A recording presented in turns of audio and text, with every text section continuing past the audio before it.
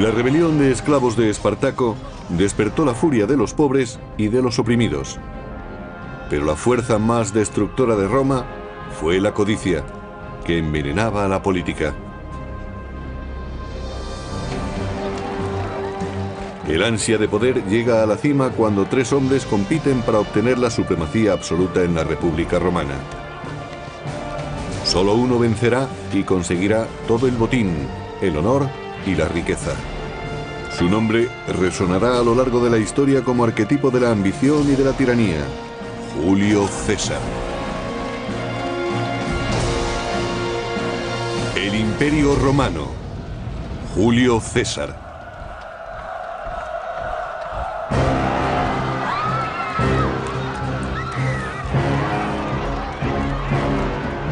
Estamos a mediados del primer siglo antes de Cristo y la democracia se disuelve en la República de Roma. Son tiempos revueltos y de violentos levantamientos políticos. La gente presenciaba a diario derramamientos de sangre y muertes. El asesinato era tan importante como las urnas. La violencia no debía de ser el medio para decidir las grandes cuestiones políticas y el destino del país. Pero la violencia engendra violencia, y en la Roma de los tiempos de César casi reinaba la anarquía. Ese fue el atribulado mundo en el que creció Julio César. A los 16 años murió su padre, y César tuvo que abrirse paso en la vida. Julio César descendía de una de las familias más distinguidas de Roma. Pero cuando nació, en el año 100 a.C., su familia no era tan rica y poderosa como la leyenda afirma. Julio César quería recuperar para su familia la gloria y la posición preponderante que, según se dice, habían tenido sus antepasados. Siendo adolescente y yendo por mar a estudiar a la isla de Rodas, César fue secuestrado por unos piratas que pidieron rescate por él. Eran los mayores piratas y traficantes de esclavos del Mediterráneo. Hicieron prisionero a César y pidieron un rescate. Se tardó en reunir el dinero y pasó mucho tiempo con los piratas. Enfrentándose a aquellos asesinos, el joven César demostró ser algo más de lo que sus captores pensaban. César no era un romano corriente y no se dejó asustar. Los piratas eran una gran amenaza para la aristocracia, pero demostró que incluso ante el mayor de los peligros él sabía salir victorioso. César consiguió la libertad y los piratas acabaron ante la justicia romana y fueron crucificados para servir de alimento a las aves carroñeras. En el año 65 a.C. y con 30 años de edad, César era un experimentado soldado. Fue enviado a la provincia romana de Hispania para reprimir una peligrosa banda de rebeldes.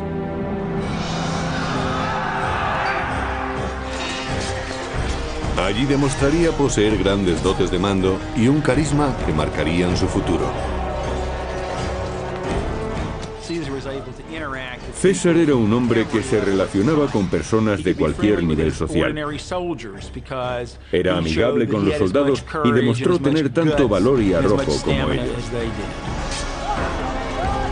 En ese momento, comenzaba a forjarse la reputación militar de César. Si un miembro de la élite demostraba tener valor, frialdad y capacidad en el campo de batalla, conseguía influencia política en Roma.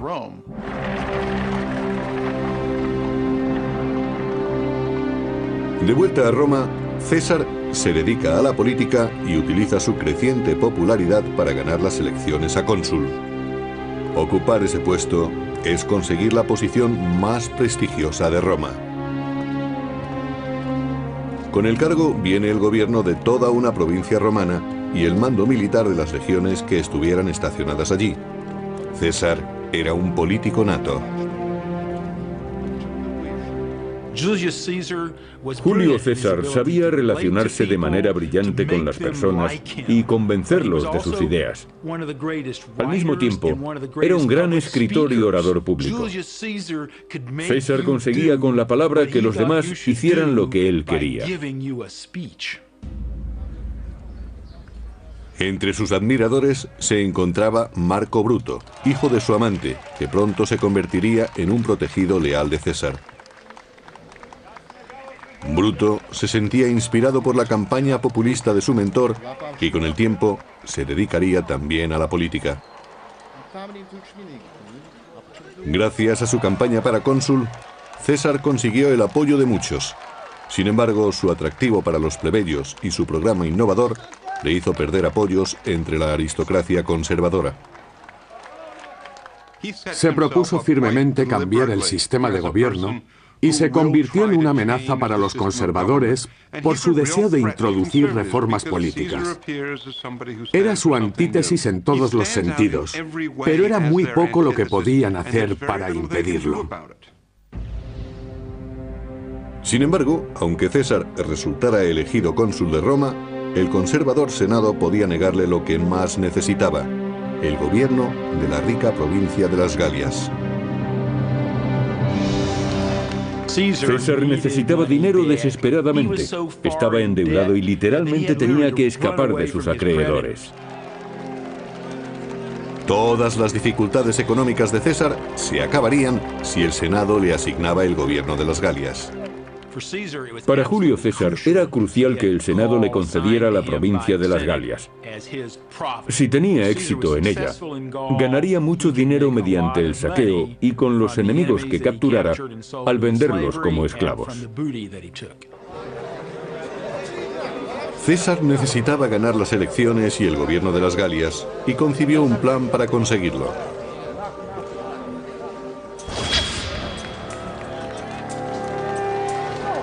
En la brutal arena política de Roma no se debía luchar solo.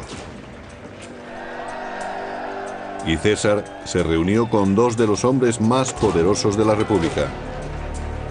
Uno era su viejo amigo Craso, el hombre más rico de Roma, que había financiado la campaña política de César. El otro era el celebrado general Cneo Pompeyo Magno, conocido como Pompeyo el Grande.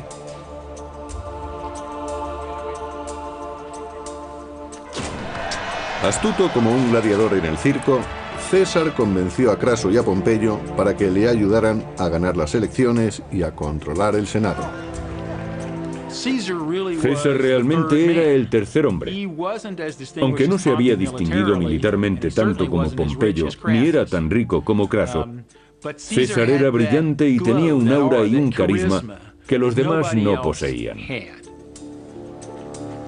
Esta extraordinaria alianza era conocida como el Triunvirato.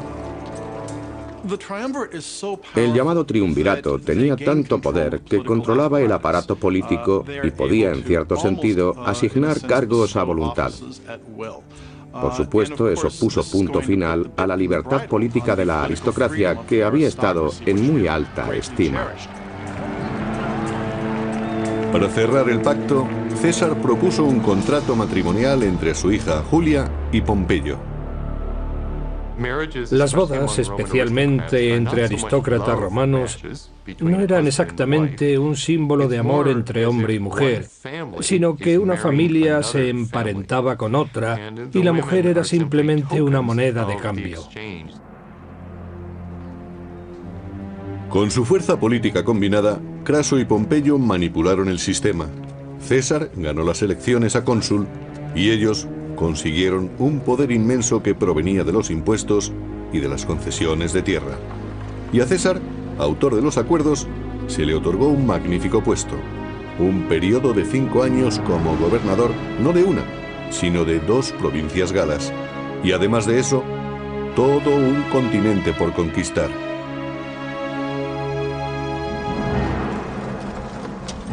César se dirigió entonces hacia el norte en busca de gloria y de oro.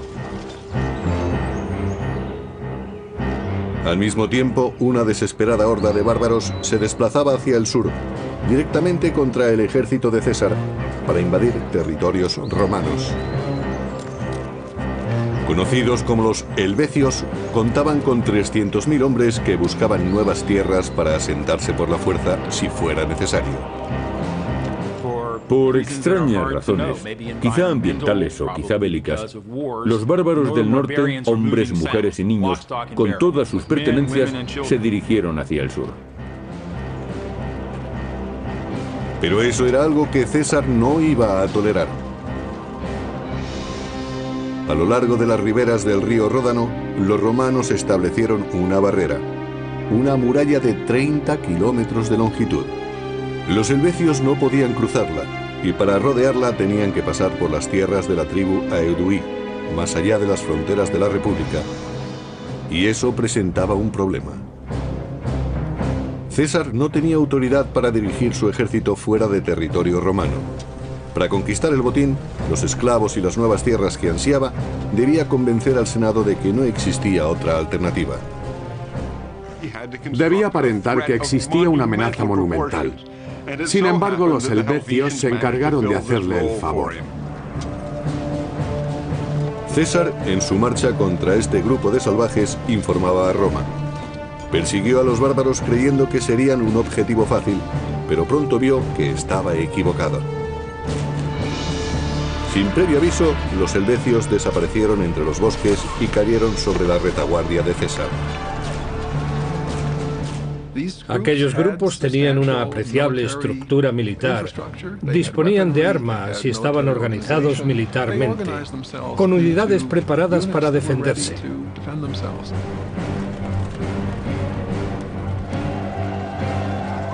A pesar del caos del momento, César encontró un lugar adecuado para combatir, la ladera de una colina donde dispuso sus tropas. Supo situar a sus hombres en una posición con grandes posibilidades de vencer. No quiso correr muchos riesgos. Aunque tenía tendencia a exponerse, siempre ocupaba posiciones en las que el enemigo tenía que luchar en desventaja. Seguros de que su superioridad numérica les daría la victoria, los helvecios cargaron ladera arriba contra los romanos. El mismo César nos describe el combate. Desde nuestro puesto los soldados abrieron una brecha entre las falanges enemigas. Mis hombres clavaron sus lanzas en los escudos de los galos, forzándoles a tirarlos. Desenvainamos las espadas y cargamos contra ellos.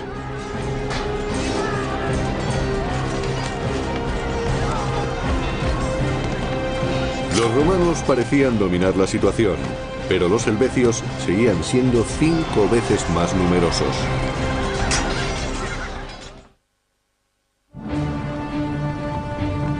En el año 58 a.C., los helvecios, una violenta horda bárbara, atacan a los soldados romanos y emboscan su retaguardia, forzando a César a combatir.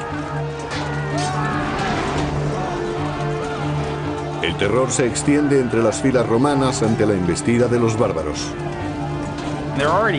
Eran más altos que los romanos y gritaban con toda la fuerza de sus pulmones, dispuestos a cargar en masa como si estuvieran locos. ¿Qué puede dar más miedo que luchar contra alguien que parece estar loco?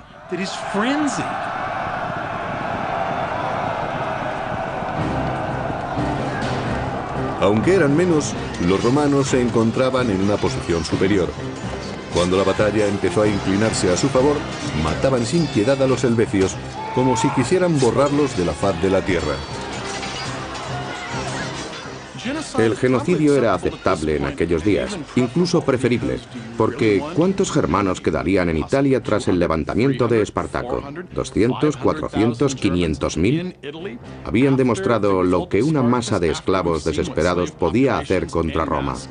La mejor estrategia era muy sencilla: exterminarlos.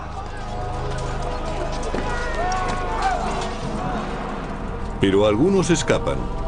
Y siendo César un experto manipulador, hace surgir el fantasma de una invasión germánica para conseguir el apoyo popular de Roma.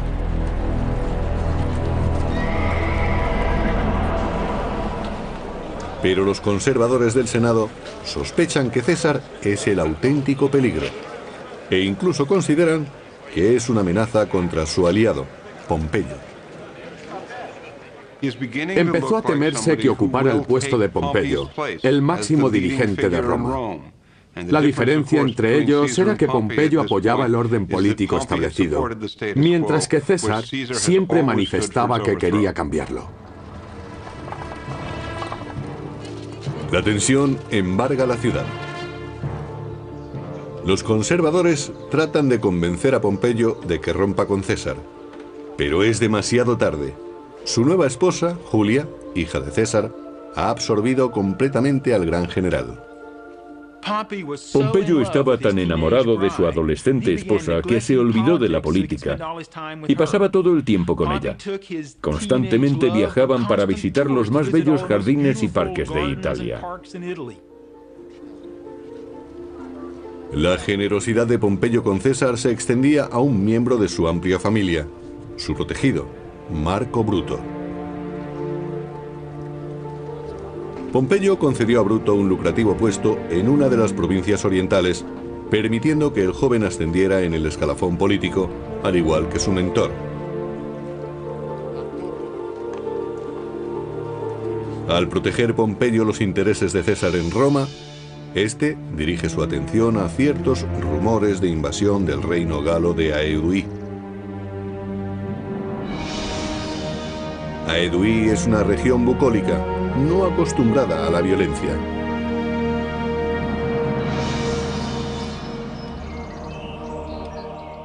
La mayoría de ellos pasaba el tiempo realizando actividades no militares. Se dedicaban a la agricultura, a construir sus casas, a hacer sus ropas y a cuidar de sus hijos. En el año 56 a.C., la paz peligra cuando César informa de que millares de guerreros bárbaros acuden a Aeduí, dirigidos por un temible caudillo, Ariovisto. Ariovisto se convirtió en una gran amenaza para los romanos. Según esto, su ejército estaba muy bien equipado y entrenado, y actuaba de forma muy violenta. Recordaba a invasiones y caudillos bárbaros anteriores. Se decía que oprimía a los aliados de Roma que encontraba a su paso, haciendo peligrar el prestigio de la República.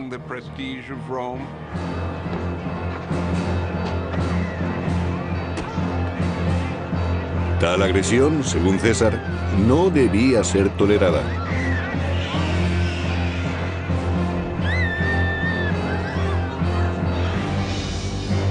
César se entera de que Ariovisto planea establecer su base en la ciudad fortificada de Besançon y rápidamente cruza la Galia con sus hombres para encontrarse con él.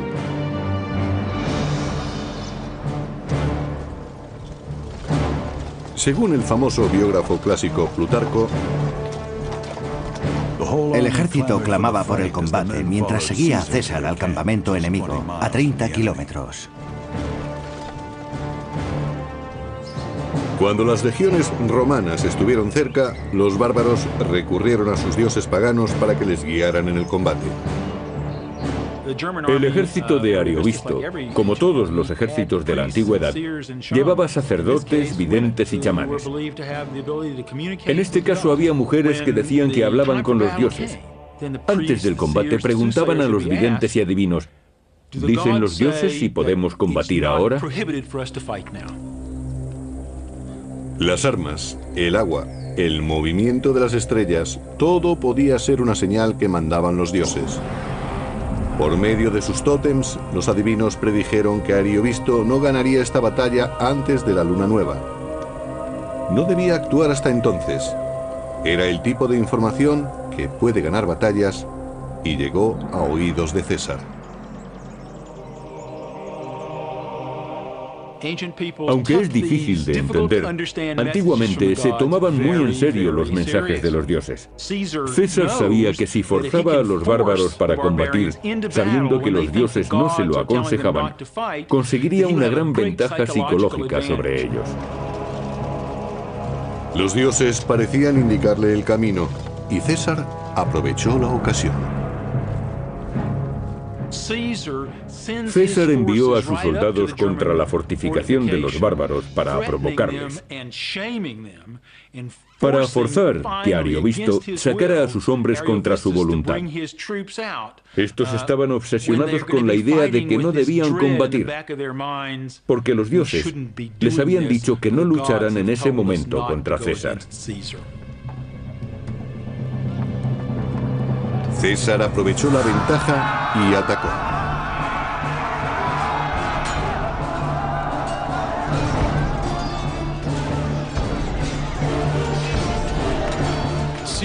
César no reparaba en eliminar personas.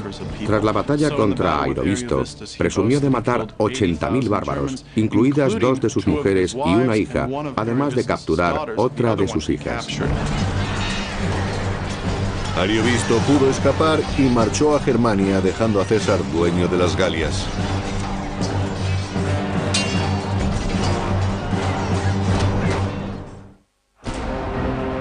En el año 58 a.C., Julio César mató a decenas de millares de violentos guerreros germánicos. Su caudillo, Ariovisto, huyó sin honor, perdiendo el dominio de las Galias.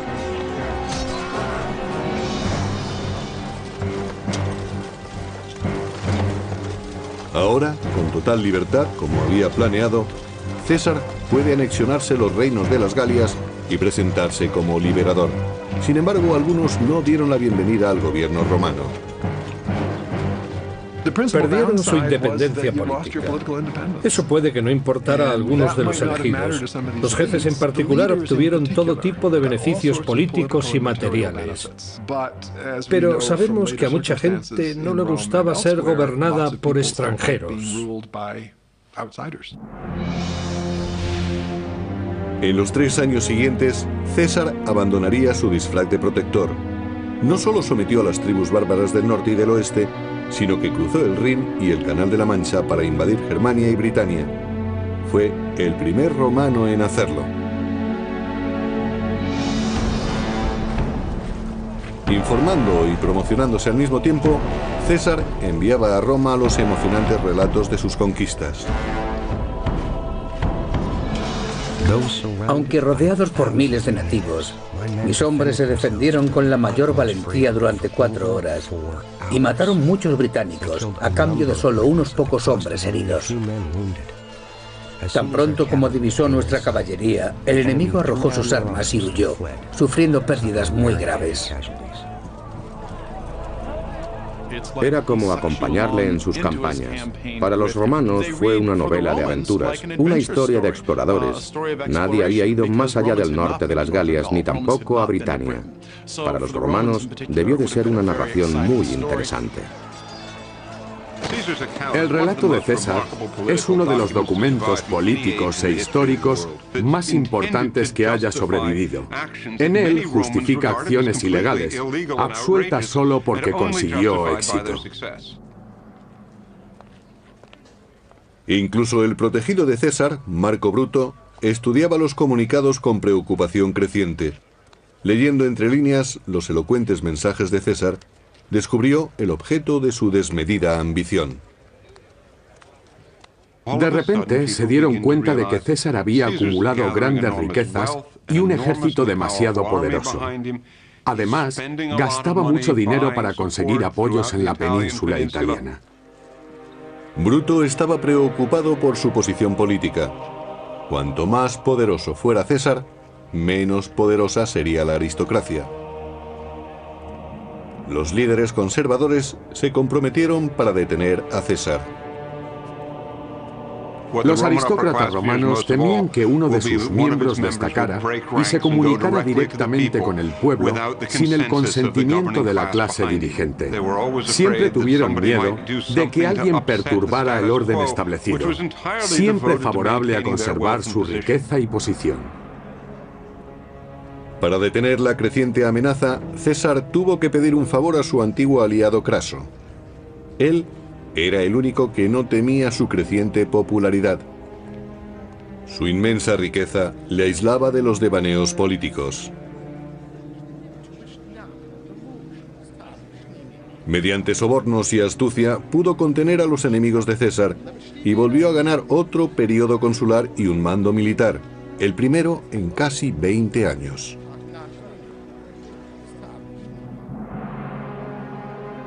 Pensando en una gloria duradera, Craso se dirigió hacia el este para invadir el reino de los partos, muriendo en una emboscada. César perdió así su primer protector en Roma. En aquellos días, la única hija de César, Julia, murió al dar a luz. Su marido Pompeyo, el último protector de César, quedó desolado. El niño murió un par de días más tarde. Pompeyo quedó consternado, y la pérdida de su amada esposa y el hijo que le había dado acabaron por destruir su alianza con César. Sus emociones le sobrepasaron y rompió con su antiguo aliado. El triunvirato había terminado. Pompeyo y César eran ahora enemigos. La suerte estaba echada. El enfrentamiento sería definitivo. Según aumentaban las luchas políticas, los partidarios de los dos titanes se manifestaban en la calle, cada facción decidida a acabar con la otra. Roma estaba sumida en un caos político. La violencia se había convertido en la norma. En las campañas políticas, las distintas bandas peleaban hasta en la calle. En medio de aquel desorden, el edificio del Senado, la sede del gobierno de Roma, ardió hasta los cimientos. La situación en la ciudad era desesperada. También en las Galias el ambiente se volvió peligroso para César. Un carismático caudillo llamado Vercingetorix arengaba a los galos en su región de Auvergne para levantarse contra los romanos.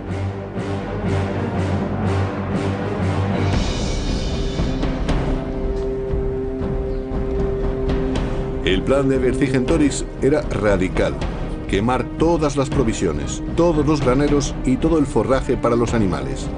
Luego se fortalecerían en ciudades situadas sobre colinas y resistirían a los romanos.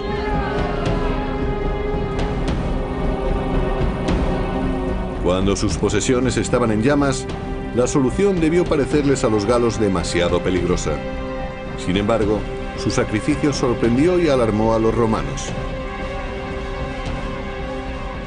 Vercingetorix trataba de destruir la logística del ejército romano.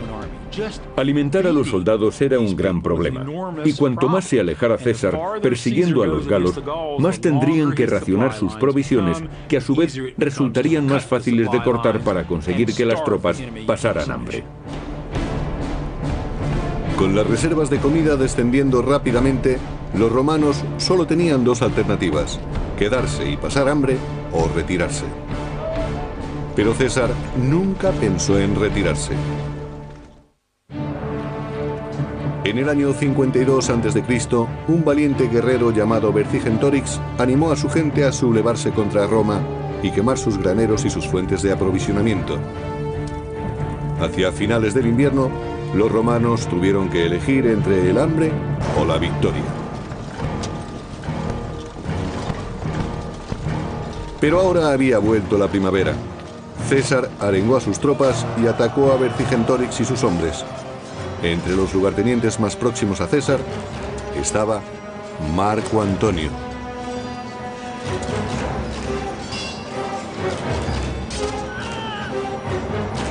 Marco Antonio era un valiente soldado con mucha energía y se unió a César aportando gran experiencia de campo.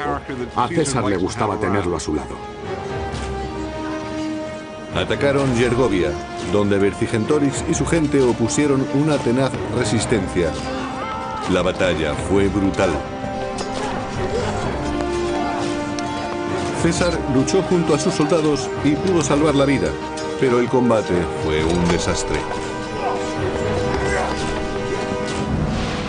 Mientras tanto, en Roma, la situación política se deterioraba para César según sus enemigos iban cobrando fuerza. El conservador Senado nombró único cónsul a Pompeyo y puso un ejército a su disposición. Y para empeorar las cosas, Pompeyo rechazó una oferta de matrimonio para ingresar de nuevo en la familia de César.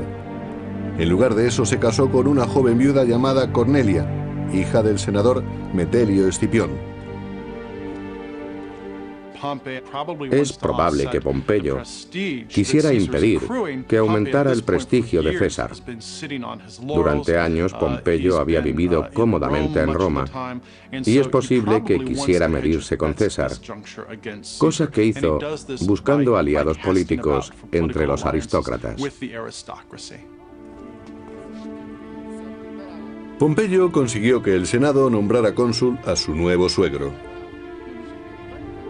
Con esta última traición, se separó definitivamente de César y se unió a los conservadores. La situación se tornaba crítica para César.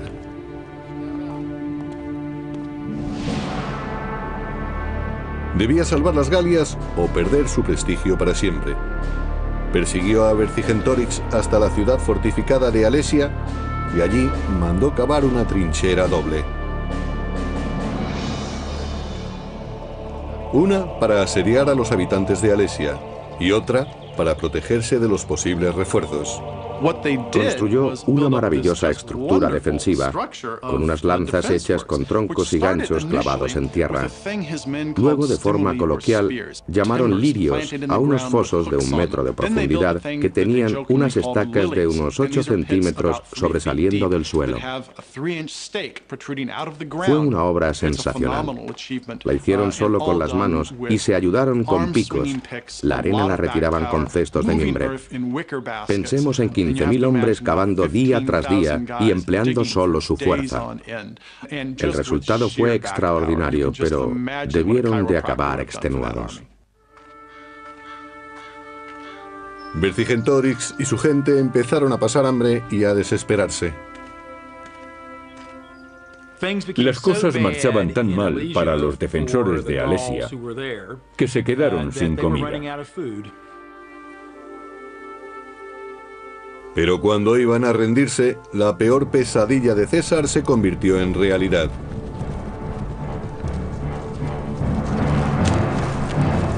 Toda la Galia se sublevó en ayuda de Alesia. 200.000 bárbaros de refuerzo marcharon contra los romanos.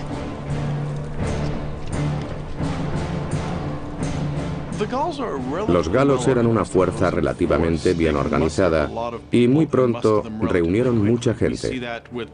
En el asedio de Alesia, el sitiador César se convirtió en sitiado. Al llegar los refuerzos, Vercingetorix salió por fin de la ciudad. Los romanos estaban rodeados y los bárbaros se dispusieron a asestar el golpe final. La batalla de Alesia fue el mayor reto al que se enfrentó César en 10 años. Porque para derrotar a su enemigo, tenía que luchar con él tanto en vanguardia como en retaguardia. Solo las tropas más veteranas podían resistir aquel asalto. Había que estar psicológicamente preparado para enfrentarse al enemigo y matarlo con una espada de medio metro. Para conseguirlo, se luchaba cuerpo a cuerpo, y resultaba igual de sencillo morir que matar. En su relato de la guerra de las Galias, César nos describió la batalla. Ni terraplenes ni trincheras pudieron resistir la embestida de los furiosos galos. Y entonces supe que había llegado el momento de llevar a cabo una acción decisiva. Tenía una gran lucidez, hasta el punto de que cuando sus hombres perdían el control, los cogía por la garganta para que siguieran combatiendo. Mantenía la cabeza fría ante el peligro. Los galos vieron a la caballería a sus espaldas y unas cortes de refresco que avanzaban hacia ellos. Rompieron sus filas y huyeron, pero nosotros los perseguimos. En el año 52 a.C., en los campos cercanos a Alesia, murió el sueño de una Galia independiente. Vercingetorix se rindió a César y gran parte de la Europa del norte pasó a formar parte de Roma. Las campañas de César fueron muy importantes porque ampliaron Roma desde el Mediterráneo hasta la Galia central y del norte. Sus dominios llegaban hasta Germania y Britania. Ahora Europa del Norte se encontraba dentro del Imperio Romano. Y a largo plazo llevar las fronteras mucho más allá del Mediterráneo como hizo César tuvo una gran repercusión. Ahora victorioso, César podía regresar a Roma. Había eclipsado a todos los demás nobles, incluido Pompeyo. Después de casi una década de victorias militares en las Galias, César quería regresar a Roma para recoger su recompensa y ser reconocido por todos como su máximo dirigente. Pero sus rivales le odiaban y le temían a la vez, sobre todo porque los había relegado a la sombra. En el año 49 a.C., muchos aristócratas romanos insistieron en que César dejara el ejército y volviera a Roma, pero él siempre lo evitaba. César sabía que si disolvía su ejército y regresaba a Roma, sería asesinado por sus rivales que le odiaban por sus éxitos y sabían que no podrían detenerle debido a su popularidad. César caminaba literalmente sobre la cuerda floja. César y sus enemigos iban a tener un duro enfrentamiento que nadie podía impedir. En el año 50 a.C., Julio César no tenía rival en Roma. El Senado, temeroso de su poder, insistió en que debía de poner el mando. Furioso, César condujo su ejército hacia el sur, preparando una invasión a Roma, y se detuvo en la frontera ante un pequeño río, el Rubicón.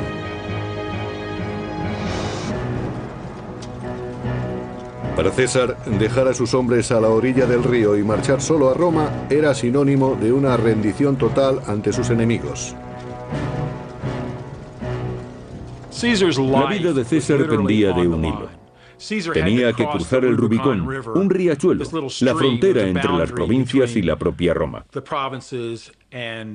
Cuando lo hizo, sabía que podía desencadenar una guerra civil, pero tuvo que elegir entre eso o caer en desgracia.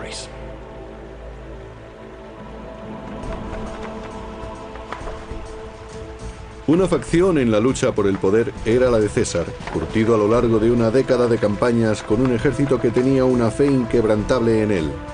Su dedicación era absoluta. Por otra parte estaba Pompeyo. Su ejército estaba repartido por toda Italia y su lealtad era dudosa. Mientras, la popularidad de César en Roma estaba en la cima. La población romana consideraba a César como un dios que regresaba a casa. Los soldados se apuntaban en masa a su ejército. No tenía oposición. Los que le temían huían en oleadas hacia Roma, convirtiendo la ciudad en un caos donde la gente estaba presa del pánico. El pueblo de Roma amaba a César y salía a la calle esperando su regreso con impaciencia. Pompeyo reunió al Senado y marchó a Grecia, donde contaba con grandes apoyos. El general pudo ganar así un valioso tiempo.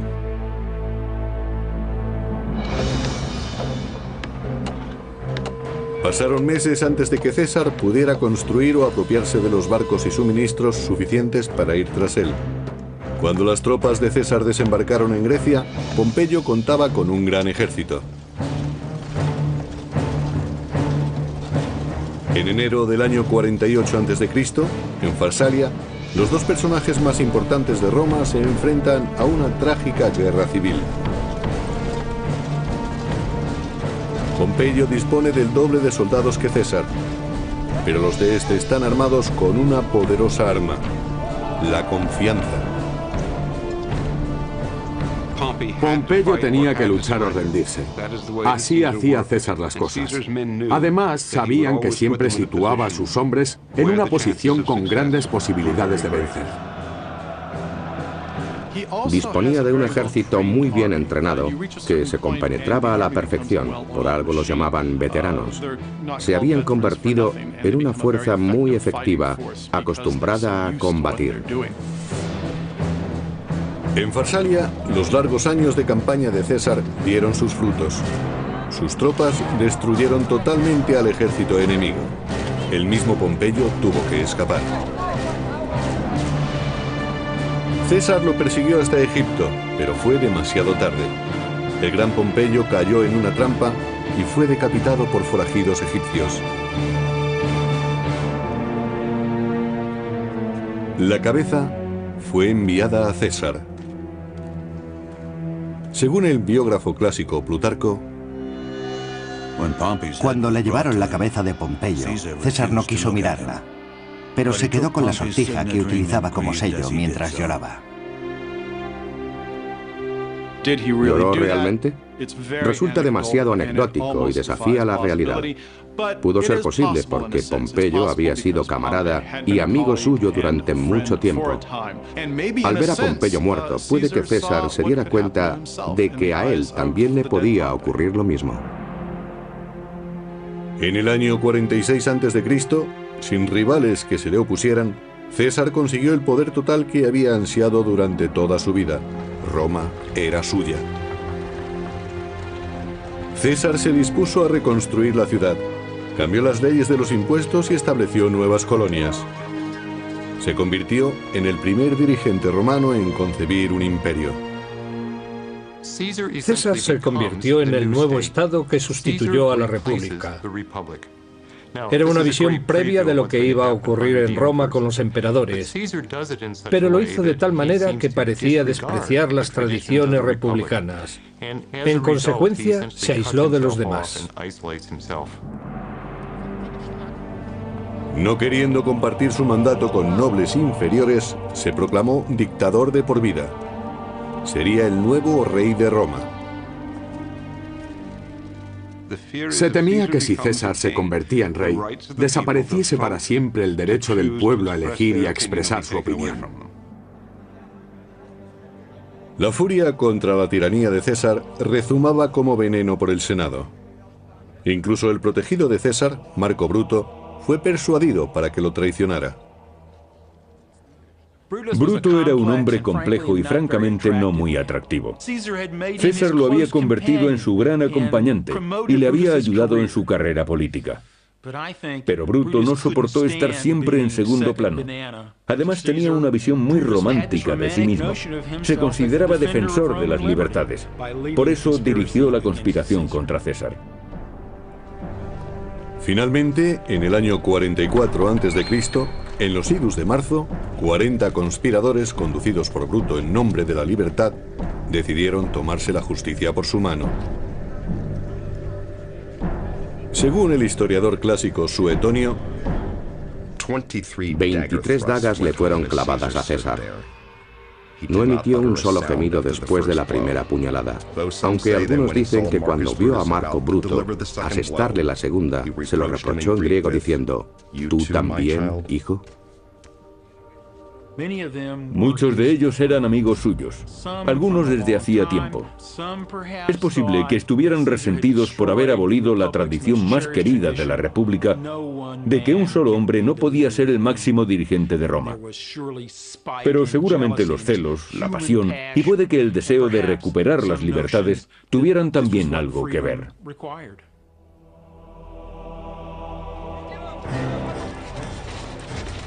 La muerte de César no trajo de vuelta a la República, como esperaban los conspiradores, sino que la anarquía, la violencia y el imperio acabaron imponiéndose.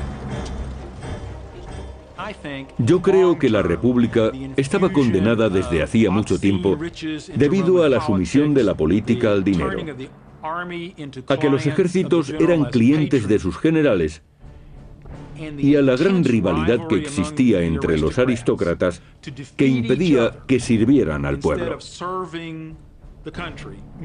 No hacía falta la intervención del genio y la figura de Julio César. Fue un pariente suyo, Augusto, el que encontró la forma de dar vida al Imperio Romano.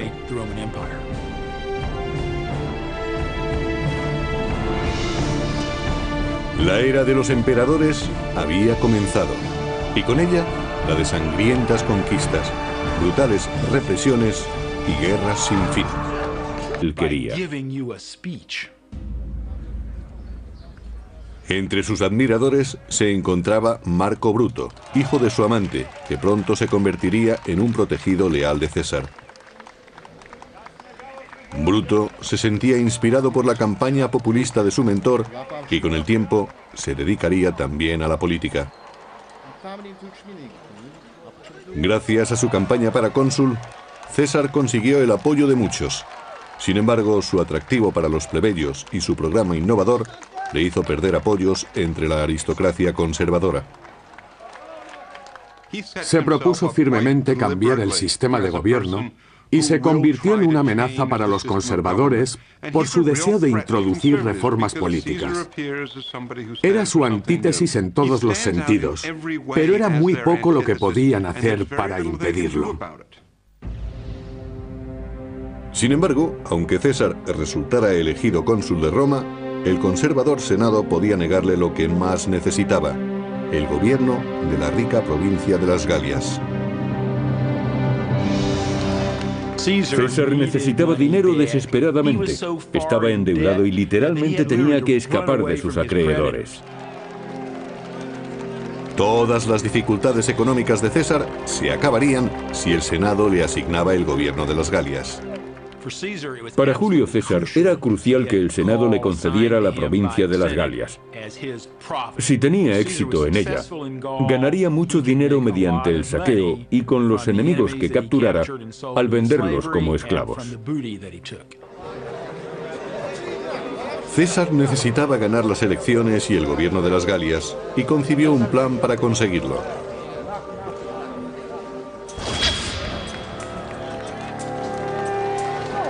En la brutal arena política de Roma no se debía luchar solo. Y César se reunió con dos de los hombres más poderosos de la República. Uno era su viejo amigo Craso, el hombre más rico de Roma, que había financiado la campaña política de César. El otro era el celebrado general Cneo Pompeyo Magno, conocido como Pompeyo el Grande.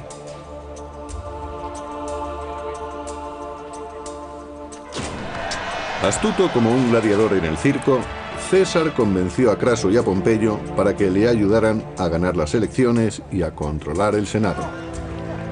César realmente era el tercer hombre. Aunque no se había distinguido militarmente tanto como Pompeyo, ni era tan rico como Craso, César era brillante y tenía un aura y un carisma que los demás no poseían. La provincia de las Galias. César necesitaba dinero desesperadamente. Estaba endeudado y literalmente tenía que escapar de sus acreedores. Todas las dificultades económicas de César se acabarían si el Senado le asignaba el gobierno de las Galias. Para Julio César era crucial que el Senado le concediera la provincia de las Galias. Si tenía éxito en ella, ganaría mucho dinero mediante el saqueo y con los enemigos que capturara al venderlos como esclavos. César necesitaba ganar las elecciones y el gobierno de las Galias y concibió un plan para conseguirlo.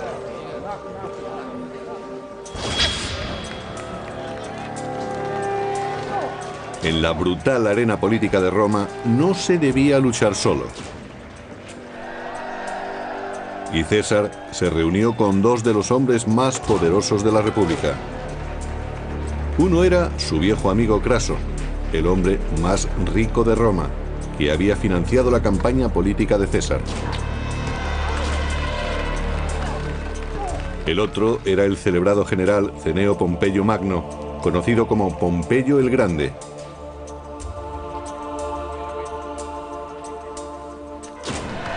Astuto como un gladiador en el circo, César convenció a Craso y a Pompeyo para que le ayudaran a ganar las elecciones y a controlar el Senado.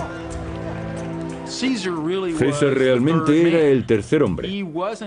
Aunque no se había distinguido militarmente tanto como Pompeyo, ni era tan rico como Craso, César era brillante y tenía un aura y un carisma que los demás no poseían. Esta extraordinaria alianza era conocida como el Triunvirato.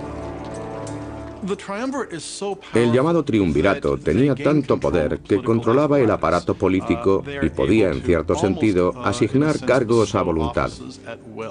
Por supuesto, eso puso punto final a la libertad política de la aristocracia, que había estado en muy alta estima. Para cerrar el pacto, César propuso un contrato matrimonial entre su hija Julia y Pompeyo. Las bodas, especialmente entre aristócratas romanos, no eran exactamente un símbolo de amor entre hombre y mujer, sino que una familia se emparentaba con otra y la mujer era simplemente una moneda de cambio. Con su fuerza política combinada, Craso y Pompeyo manipularon el sistema. César ganó las elecciones a cónsul y ellos consiguieron un poder inmenso que provenía de los impuestos y de las concesiones de tierra. Por miles de nativos, mis hombres se defendieron con la mayor valentía durante 4 horas y mataron muchos británicos a cambio de solo unos pocos hombres heridos. Tan pronto como divisó nuestra caballería, el enemigo arrojó sus armas y huyó, sufriendo pérdidas muy graves. Era como acompañarle en sus campañas.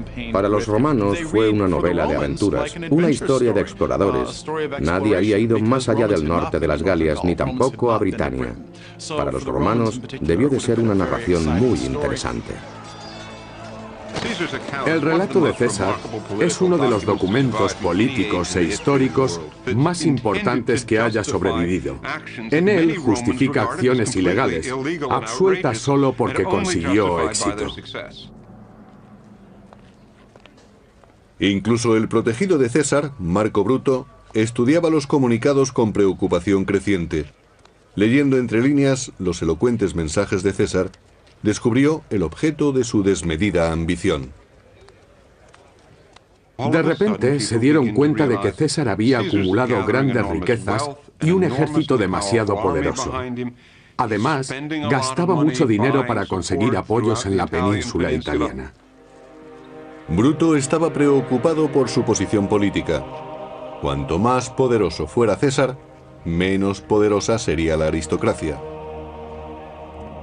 Los líderes conservadores se comprometieron para detener a César. Los aristócratas romanos temían que uno de sus miembros destacara y se comunicara directamente con el pueblo sin el consentimiento de la clase dirigente. Siempre tuvieron miedo de que alguien perturbara el orden establecido, siempre favorable a conservar su riqueza y posición. Para detener la creciente amenaza, César tuvo que pedir un favor a su antiguo aliado Craso.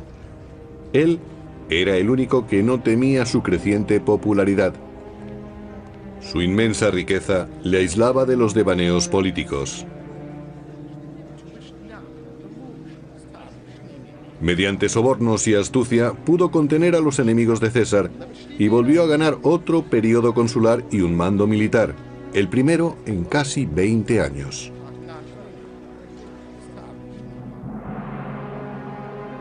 Pensando en una gloria duradera, Craso se dirigió hacia el este para invadir el reino de los partos, muriendo en una emboscada.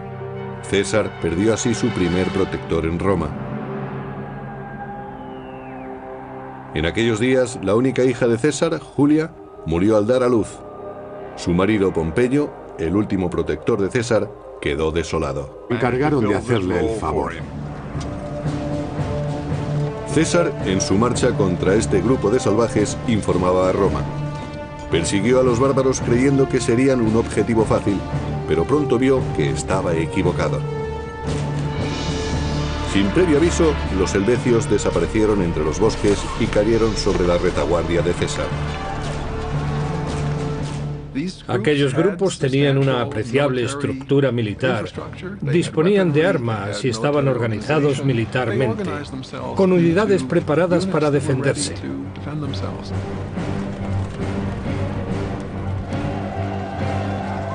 A pesar del caos del momento, César encontró un lugar adecuado para combatir, la ladera de una colina donde dispuso sus tropas.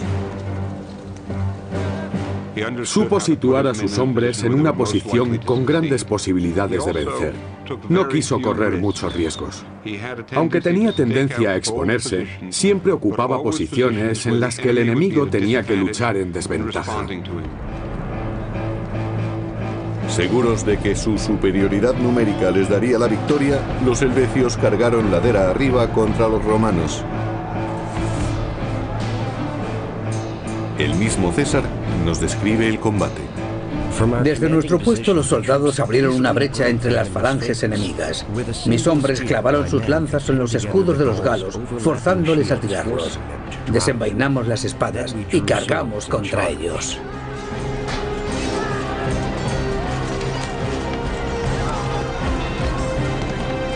Los romanos parecían dominar la situación, pero los helvecios seguían siendo 5 veces más numerosos.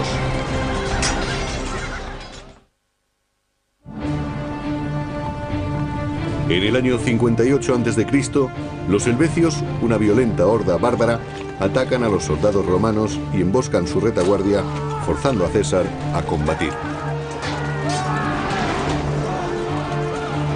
El terror se extiende entre las filas romanas ante la embestida de los bárbaros. Eran más altos que los romanos y gritaban con toda la fuerza de sus pulmones, dispuestos a cargar en masa como si estuvieran locos. ¿Qué puede dar más miedo que luchar contra alguien que parece estar loco?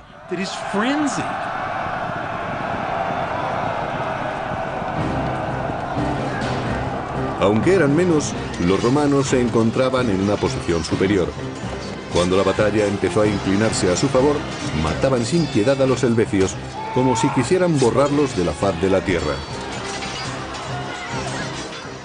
El genocidio era aceptable en aquellos días, incluso preferible, porque mediante sobornos y astucia pudo contener a los enemigos de César y volvió a ganar otro periodo consular y un mando militar, el primero en casi 20 años.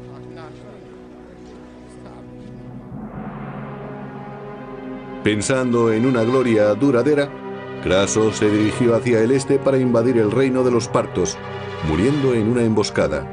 César perdió así su primer protector en Roma. En aquellos días, la única hija de César, Julia, murió al dar a luz. Su marido Pompeyo, el último protector de César, quedó desolado. El niño murió un par de días más tarde. Pompeyo quedó consternado, y la pérdida de su amada esposa y el hijo que le había dado acabaron por destruir su alianza con César. Sus emociones le sobrepasaron y rompió con su antiguo aliado. El triunvirato había terminado. Pompeyo y César eran ahora enemigos. La suerte estaba echada. El enfrentamiento sería definitivo. Según aumentaban las luchas políticas, los partidarios de los dos titanes se manifestaban en la calle, cada facción decidida a acabar con la otra. Roma estaba sumida en un caos político. La violencia se había convertido en la norma. En las campañas políticas, las distintas bandas peleaban hasta en la calle.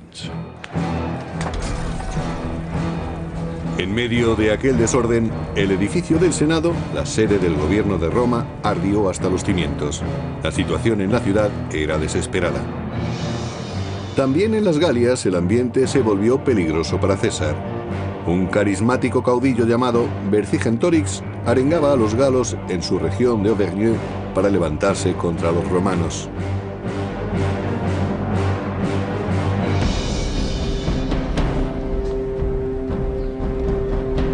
El plan de Vercingetorix era radical: quemar todas las provisiones, todos los graneros y todo el forraje para los animales.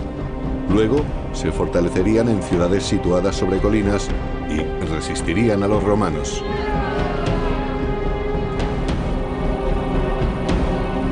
Cuando sus posesiones estaban en llamas, la solución debió parecerles a los galos demasiado peligrosa. Sin embargo, su sacrificio sorprendió y alarmó a los romanos. Vercingetorix trataba de destruir la logística del ejército romano.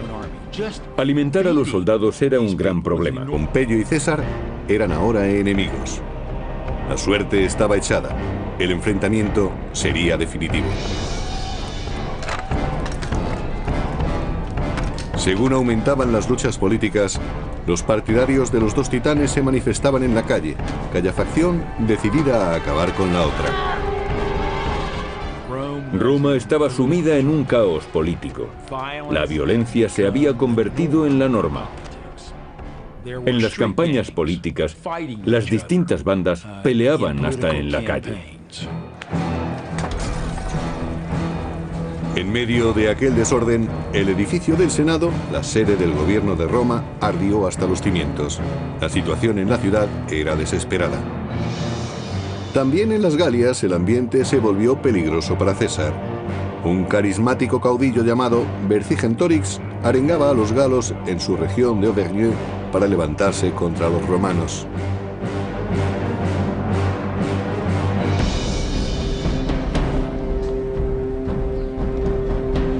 El plan de Vercingetorix era radical: quemar todas las provisiones, todos los graneros y todo el forraje para los animales.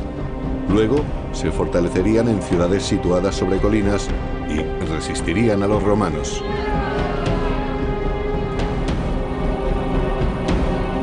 Cuando sus posesiones estaban en llamas, la solución debió parecerles a los galos demasiado peligrosa. Sin embargo, su sacrificio sorprendió y alarmó a los romanos. Vercingetorix trataba de destruir la logística del ejército romano. Alimentar a los soldados era un gran problema, y cuanto más se alejara César persiguiendo a los galos, más tendrían que racionar sus provisiones, que a su vez resultarían más fáciles de cortar para conseguir que las tropas pasaran hambre. Con las reservas de comida descendiendo rápidamente, los romanos solo tenían dos alternativas: quedarse y pasar hambre o retirarse. Pero César nunca pensó en retirarse. En el año 52 a.C., un valiente guerrero llamado Vercingetorix animó a su gente a sublevarse contra Roma y quemar sus graneros y sus fuentes de aprovisionamiento. Hacia finales del invierno, los romanos tuvieron que elegir entre el hambre o la victoria. Pero ahora había vuelto la primavera. César arengó a sus tropas y atacó a Vercingetorix y sus hombres. Entre los lugartenientes más próximos a César estaba Marco Antonio.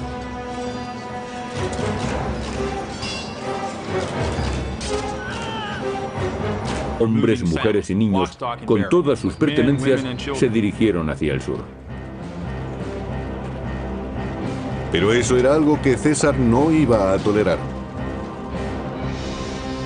A lo largo de las riberas del río Ródano, los romanos establecieron una barrera, una muralla de 30 kilómetros de longitud. Los helvecios no podían cruzarla, y para rodearla tenían que pasar por las tierras de la tribu Aeduí, más allá de las fronteras de la República. Y eso presentaba un problema. César no tenía autoridad para dirigir su ejército fuera de territorio romano. Para conquistar el botín, los esclavos y las nuevas tierras que ansiaba, debía convencer al Senado de que no existía otra alternativa. Debía aparentar que existía una amenaza monumental. Sin embargo, los helvecios se encargaron de hacerle el favor. César, en su marcha contra este grupo de salvajes, informaba a Roma. Persiguió a los bárbaros creyendo que serían un objetivo fácil, pero pronto vio que estaba equivocado. Sin previo aviso, los helvecios desaparecieron entre los bosques y cayeron sobre la retaguardia de César. Aquellos grupos tenían una apreciable estructura militar, disponían de armas y estaban organizados militarmente, con unidades preparadas para defenderse.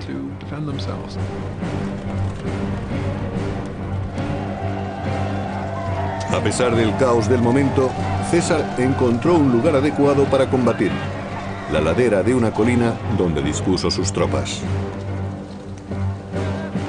Supo situar a sus hombres en una posición con grandes posibilidades de vencer. No quiso correr muchos riesgos. Aunque tenía tendencia a exponerse, siempre ocupaba posiciones en las que el enemigo tenía que luchar en desventaja. Seguros de que su superioridad numérica les daría la victoria, los helvecios cargaron ladera arriba contra los romanos. El mismo César nos describe el combate. Desde nuestro puesto los soldados abrieron una brecha entre las falanges enemigas.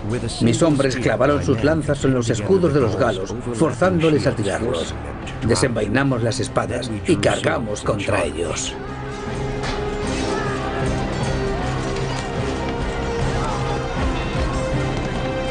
Los romanos parecían dominar la situación, pero los helvecios seguían siendo 5 veces más numerosos.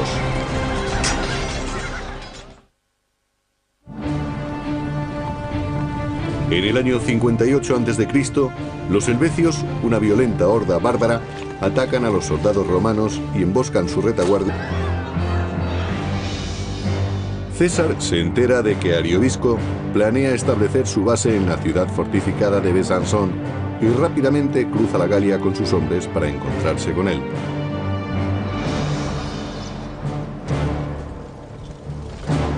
Según el famoso biógrafo clásico Plutarco, el ejército clamaba por el combate mientras seguía a César al campamento enemigo, a 30 kilómetros. Cuando las legiones romanas estuvieron cerca, los bárbaros recurrieron a sus dioses paganos para que les guiaran en el combate. El ejército de Ariovisto, como todos los ejércitos de la antigüedad, llevaba sacerdotes, videntes y chamanes. En este caso había mujeres que decían que hablaban con los dioses. Antes del combate preguntaban a los videntes y adivinos, ¿dicen los dioses si podemos combatir ahora? Las armas, el agua, el movimiento de las estrellas, todo podía ser una señal que mandaban los dioses.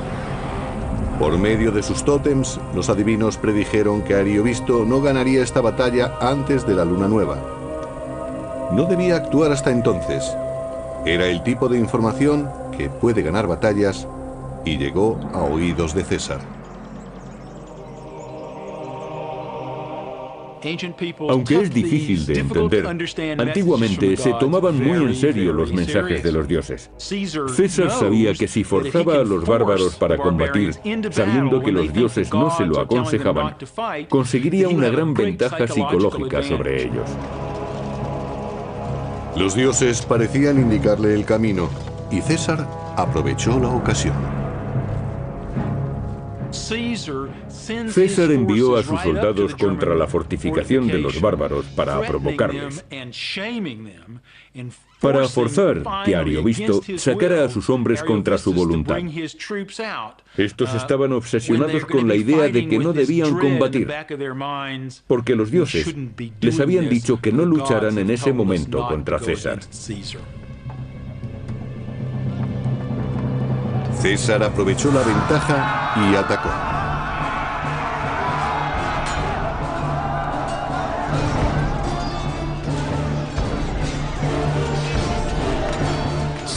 César no reparaba en eliminar personas.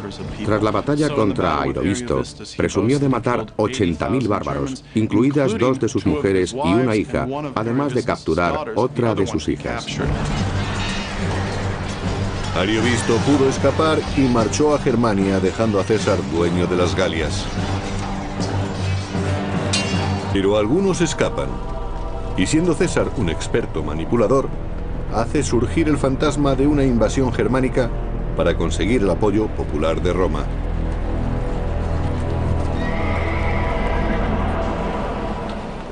Pero los conservadores del Senado sospechan que César es el auténtico peligro, e incluso consideran que es una amenaza contra su aliado, Pompeyo.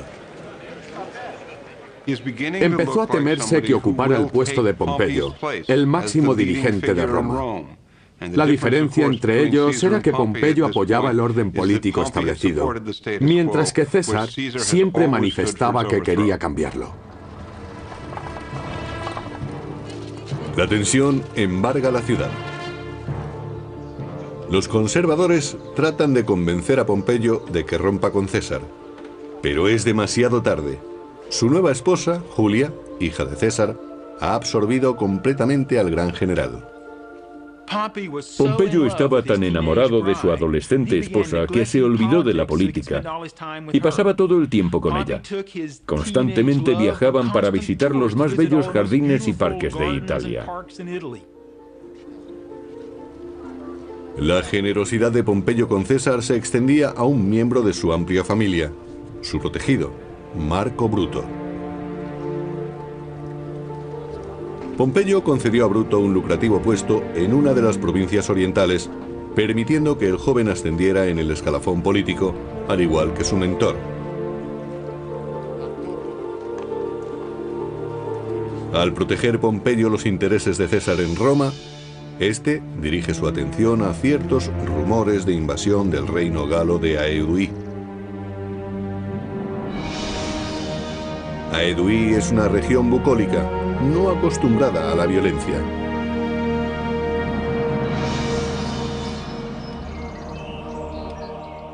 La mayoría de ellos pasaba el tiempo realizando actividades no militares.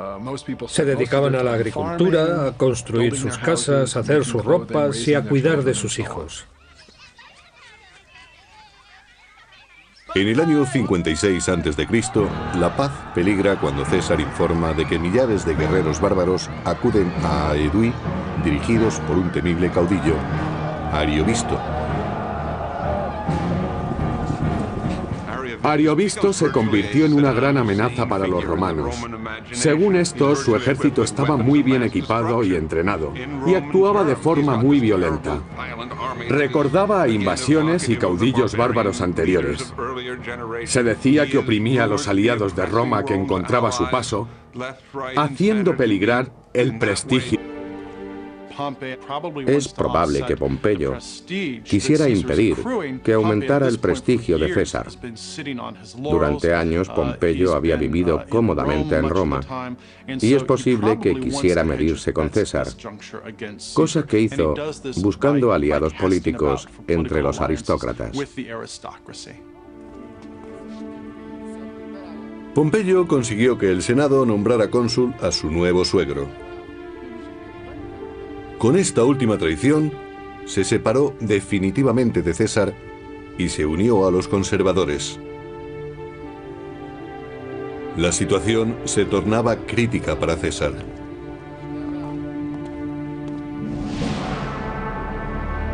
Debía salvar las Galias o perder su prestigio para siempre. Persiguió a Vercingetorix hasta la ciudad fortificada de Alesia y allí mandó cavar una trinchera doble. Una para asediar a los habitantes de Alesia y otra para protegerse de los posibles refuerzos.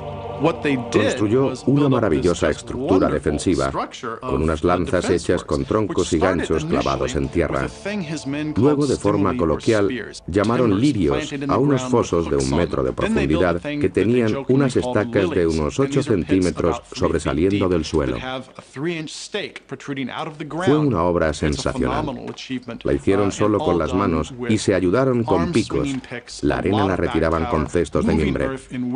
Pensemos en 15.000 hombres cavando día tras día y empleando solo su fuerza. El resultado fue extraordinario, pero debieron de acabar extenuados. Vercingetorix y su gente empezaron a pasar hambre y a desesperarse. Las cosas marchaban tan mal para los defensores de Alesia que se quedaron sin comida. Pero cuando iban a rendirse, la peor pesadilla de César se convirtió en realidad.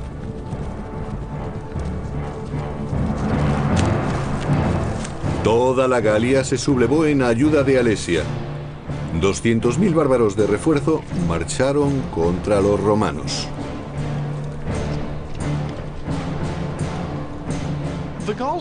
Los galos eran una fuerza relativamente bien organizada y muy pronto reunieron mucha gente.